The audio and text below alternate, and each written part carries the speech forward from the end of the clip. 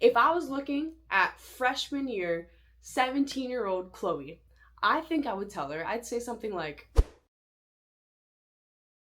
Salut tout le monde. So recently I've been getting a lot of questions asking me about my time in college. So, hi, if you're new here, I'm Chloe Minas. I'm a professional footballer. I play for the Montréal Roses, but I went to college in the States. So I went to the University of Pittsburgh for 5 years. I'm a Panther. Hail to Pitt, baby! I studied 4 years in mechanical engineering and I did 1 year of a master's in sports science. Best time of my life, but there are a lot of things I wish I knew earlier before going into college, okay? Because college in the States is way different than college in Canada, okay? The NCAA is a whole different breed. In my opinion, all of this is my opinion, by the way, of course. But I want to talk a little bit about my experience and things I wish I knew before going into it. I think it would have been easier of a culture shock and of a transition if I knew these things, okay? So let's get right into it. Okay, so number one, I'm gonna say that the style of play is different. The style of play is different depending on what college you are going to in the States. There's a lot of different soccer out there. Depending on the conference as well, there's different styles of play. In D1, there's like 300 schools, okay? And all these 300 schools are separated into little groups called conferences. So, for example, I was in the ACC, the Atlantic Coast Conference. So, in that conference, we have Wake Forest, NC State, North Carolina, Clemson, Stanford, and it goes on. There's like 14 schools in there. There's a lot of different conferences that play different styles of soccer. I was lucky enough in that conference, we play soccer on the ground. It's mostly possession. You'll get a couple kicks here and there, but it is mostly on the ground. In different conferences like the SEC or in the South, you'll get a lot of kick and run sometimes. It just depends on what type of school you're going to. So if you're committing to a school, make sure you've watched a couple games to see what the style of play is. But I'd say number one is that even though, for example, at Pitt, we played the ball on the ground, sometimes we would play versus teams that wouldn't do that, like in friendly games or something like that, or teams out of conference. Sometimes they would just kick the ball. So it's a big variation, in my opinion, of the style of soccer in the States. I will say it is very physical. I'll say it is very aggressive, but it's also very athletic. Girls are fast. The pace of the game is different. I remember one of my first games, I think we played Penn State. There's a big rivalry between Pitt and Penn State. And we traveled to Penn State, and I remember quickly the style of play was different. It was faster, more transitions, but also like you could be the best player in your club before going to the States at your school. And that won't really mean anything because you also have to prove yourself when you get to the States. So style of play is different. I'd say be aware of that, but also have an open mind. At the end of the day, you can't really change a lot of things that, let's say, your coaches or the opponents do. You can only focus on how you respond. So I'd say don't fall into the trap of doing a kick and run because, in my opinion, that's not a good, fun style of soccer. Number two, you need to put in the work. Something that helped me in my college career is that I decided to do extra outside team training in a smart way. I wouldn't do a crazy amount of miles and burn my body out and then, knock on wood, end up getting injured. That never happened to me, thankfully, because I'm smart. But I would put in extra work, and I think that is necessary if you want to succeed at a high level. Watching film, asking for your strength coach for an extra lift if you want more, asking your coaches for extra meetings. I think extra is a fine line because you also don't want to overdo it in a way where you become completely obsessive, but it could be fun to find different ways on how to get a little edge here and there. Because I know for me, I got a lot of confidence from outworking my opponent. And a lot of it wasn't because I was doing 3 hours extra every day. No, I did 15 minutes after practice here and there. I recommend 15 minutes before practice, a little ball in a wall. Sometimes a lot of the girls before training are just relaxing, like kicking the ball in the air, doing things that are not too useful. Get a ball, get a wall, get some passes in, work on something for the 10 minutes before training starts. You'll see how things slowly start to rack up for you. And that's what it did for me. So when I was a freshman, it was COVID. So obviously I put in a lot of work in. But when things kind of got back to normal, I decided I still wanted to put extra work in. And I did that in a smart way. So I recommend getting a little bit ahead by putting some extra work in. Number 3, time management. Okay, you need a system. You need a system because what's gonna happen is that you're gonna have different aspects of your life that you've got to manage. Soccer, of course. School, of course. Friends, of course. And then your own time, your own leisure time that you want to manage. Because if you don't have free time for yourself, you're going to burn out, sis. You're going to burn out. In my first semester, I got a planner that was a physical planner. So I got an agenda. And then I switched to Google Calendar, which I really recommend. So I would put all my classes in my Google Calendar. You could put like repeating events, and that was so easy for me. I would just put when I'm training, I would put when I'm lifting, I would put when I have school, and then I would put any extracurriculars that I did. So I would also schedule free time because I did mechanical engineering and I had no free time. I needed to schedule once a week like free time. So I did that like Friday evenings or something, and I would do something fun. But whenever my friends and I would make plans, I would put in my calendar. Some of my teammates did make fun of me for that, rightfully so, because I would plan everything to a T because I didn't have time to really mess up and forget an assignment. I would put all my assignments in my calendar, and then I would be constantly checking to see how I can keep it as up to date as possible. So you need something that will keep you organized. Maybe for you that is doing it on paper. Find out what works for you. But for me, Google Calendar was a savior. And also in terms of time management, what I would do is I would prep my meals. So on Sunday, I would take 2 hours, 3 hours, and I would make a whole bunch of rice, a whole bunch of chicken, a whole bunch of broccoli, a whole bunch of veggies, and then I would just separate it into containers so I wouldn't have to worry about spending money at lunch or something because I would already have a meal ready for me since I created it in the beginning of the week. I'm able to prioritize my time management, then I could prioritize my sleep so I'm not going to sleep too late because I missed an assignment, yada yada yada. All right, number 4. I realized this one a bit too late. You get out of college what you give into college. Does that make sense? Like, I remember a lot of girls were having a lot of cool opportunities, and that's because they were putting themselves in situations where they can get cool opportunities. I was part of the Student Athlete Advisory Committee, and I joined too late. I didn't want to join my freshman year or something because I was too scared. I ended up being vice president of the Student Athlete Advisory Committee, and then I ended up being president as well. So the more events you can end up going to, the more doors you'll end up opening up, the more people you meet. But I would say yes to going to events because I wanted to meet people, and I only realized that after going to these events that more opportunities were showing up because college is like a bubble. There's so many opportunities that you have in college. So I recommend using them all up, saying yes to a lot of things. Obviously, keep in mind that you want to prioritize yourself and your well-being, but even if it feels uncomfortable to go to a certain event, you should go anyways. Okay, number 5, mentality. So you'll see, I think the biggest thing in college is not getting too high on the highs or too low on the lows. It's just staying in between. I think something that I did in college that I regret not doing sooner, actually, was going to a mental therapist. I ended up going maybe my junior year before I got injured, and then I got injured and I really worked with her a bit more. But I recommend finding ways to build your confidence and your mental toughness. And usually at universities, these services are free. They're for student athletes, they're there for you. So I remember I was like, well, there's nothing really wrong with me right now. Like, I don't have anything going on. Like, why would I go see a mental coach or a mental therapist or someone of that sort?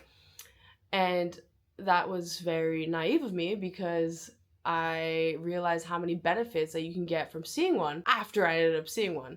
So my roommate really helped me out with that one because I remember she was going and she didn't have per se like a reason to go. She wasn't like particularly sad or depressed or anything like that, which I wasn't either. So I was like, why would I go? But you get a lot of tips on how to maximize your sport and your life, how to balance being a student and an athlete, and it's tailored towards you, your situation. There will be a time where you do have bad moments, bad games, bad situations, and you'll have someone that you'll be able to talk to about them that can give you tangible advice. There's going to be a lot of comparison. There's going to be a lot of self-doubt in your college journey. At least that's something that occurred with me.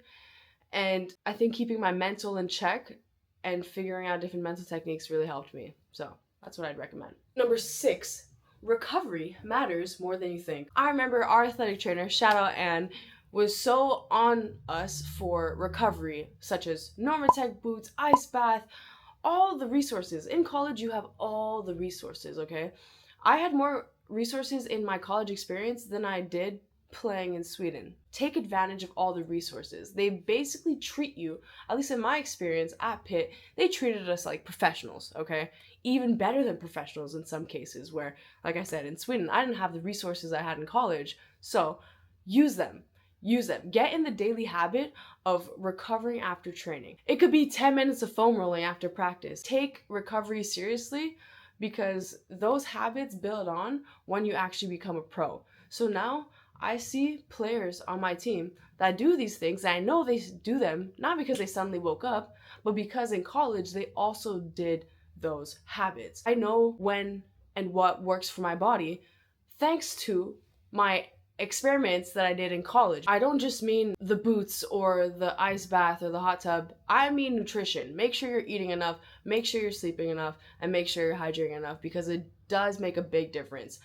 I don't know if it was a coincidence that I tweaked my groin my junior year or whatever when I was not eating well or sleeping well and feeling very stressed. So I think that had a little bit to do with it. So please take care of your body as much as your mind. Number 7, habits off the field matter. Something that really helped me is when I was doing well in school, I was also doing well in soccer.